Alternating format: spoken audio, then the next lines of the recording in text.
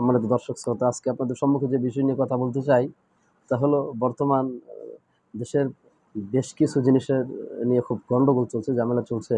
তা হলো মাজার শিরক পূজা নিয়ে বর্তমানে কিছু সমস্যা চলছে। তার মধ্যে আপনাদেরকে আমি দেখাই যে মাজারের ব্যাপারে আল্লাহ সুবহানাহু ওয়া তাআলা পবিত্র কুরআনুল কারীমে কি বলছেন। সূরা বানী ইসরাঈল 110 নম্বর আয়াত আল্লাহ সুবহানাহু ওয়া তাআলা বলছেন, কুল উদউল্লাহ আবিদুর রহমান আইয়ামান তাদউ ফালাহুল আসমাউল হুসনা। আল্লাহ সুবহানাহু ওয়া তাআলা বলছেন, হে নবী আপনি মানুষদেরকে বলে দিন, প্রত্যেক মানুষ যেন কি করে, কুল উদউল্লাহ, আমি আল্লাহ সুবহানাহু ওয়া তাআলাকে ডাকে। একজন মানুষ বিপদ আপদ বালা মুসিবতে আমি আল্লাহ সুবহানাহু ওয়া তাআলাকে যেন আপনার চিন্তা চেতনায় নিয়ে আসে, বা আল্লাহ সুবহানাহু ওয়া তাআলাকে যেন ডাকে, আল্লাহর নামে যেন ডাকে। আবিদুর রহমান, কেননা মহান রবের আল্লাহ সুবহানাহু ওয়া তাআলার 99 থেকে 100-র উপরে তার নাম রয়েছে, সুন্দর সুন্দর নাম। ফালাহুল আসমাউল হুসনা, কেননা এই যে আল্লাহ সুবহানাহু ওয়া তাআলার যে নামগুলো রয়েছে তার যে কোনো একটি নামে আপনি আল্লাহ সুবহানাহু ওয়া তাআলাকে ডাকতে পারেন যে কোনো বালা বিপদ আপদ মুসিবতের মুহূর্তে।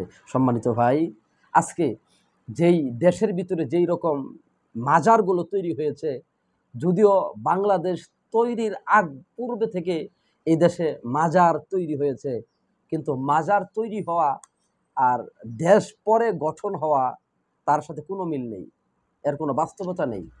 আপনার মাজার পূজা এটা হারাম, আল্লাহ সুবহানাহু ওয়া তাআলা এটাকে চিরতর হারাম ঘোষণা করেছেন। এই মাজারে যে ব্যক্তি যাবে, এই মাজারে যে ব্যক্তি সিজদা দিবে, মাজারে যে ব্যক্তি ইবাদত করবে, আল্লাহ তাআলাকে বাদ দিয়ে যে ব্যক্তি অংশীদার স্থাপন করবে, অবশ্যই তার জন্য জাহান্নাম অনিবার্য। এটাই চূড়ান্ত সত্য এবং এটাই চূড়ান্ত ফয়সালা।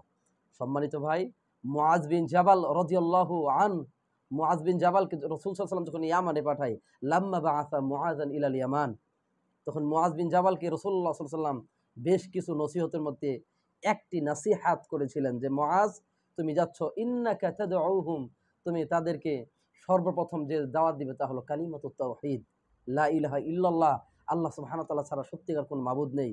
মানুষ যেন আল্লাহর ইবাদত করে এবং কি ইবাদতের পাশাপাশি যেন অন্য কারো অংশীদার স্থাপন না করে।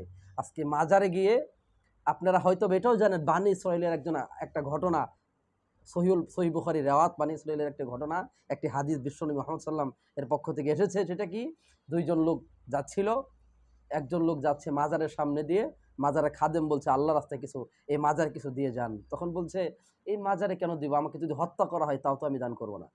পরিশেষে ব্যক্তিকে কি করা হলো, প্রথম ব্যক্তিকে আপনার এই সুন্দর করে সে একটি মাছি দান করলো। মাছি দান করার পরে তাকে ছেড়ে দেওয়া হলো।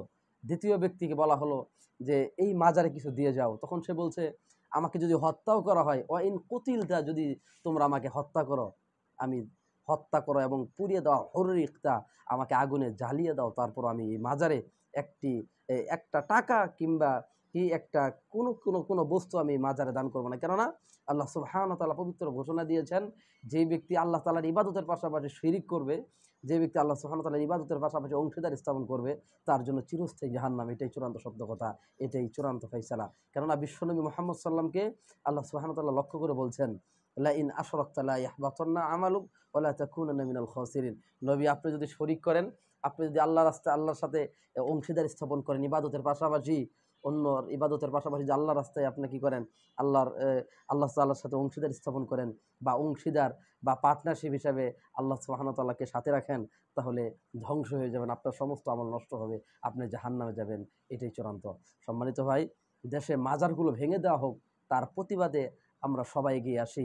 আজকে যারা মাজারকে আপনার ব্যবসা কেন্দ্রিক বানিয়ে নিয়েছে, এই দেশে মাজার থাকা মানে কি ইমান ধ্বংস হওয়া। আর যে ব্যক্তি মাজারের সাথে জড়িত থাকবে, তার কোনো ইবাদত আল্লাহ কবুল করবেন না। এটাই চূড়ান্ত, এটাই সত্য কথা। আসুন সবাই মিলে সোচ্চার, সবাই মিলে আওয়াজ তুলে এই দেশ থেকে মাজারকে উৎখাত করে প্রত্যেকটা মানুষ যেন আমরা তাওহীদপন্থী এক আল্লাহর ইবাদতে ধ্যান এবং মগ্ন থাকতে পারি, এবং আল্লাহ সুবহানাহু ওয়া তাআলা আমাদের প্রত্যেকটি ডাক, প্রত্যেকটি আহ্বান, প্রত্যেকটি দোয়া যেন আল্লাহ তাআলা আমাদের কবুল করেন।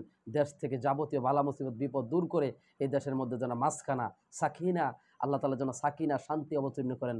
আল্লাহ সুবহানাহু ওয়া তাআলাকে সেই তৌফিক চেয়ে আজকের সংক্ষিপ্ত আলোচনা শেষ করছি। আসসালামু আলাইকুম ওয়া রাহমাতুল্লাহি ওয়া বারাকাতুহু।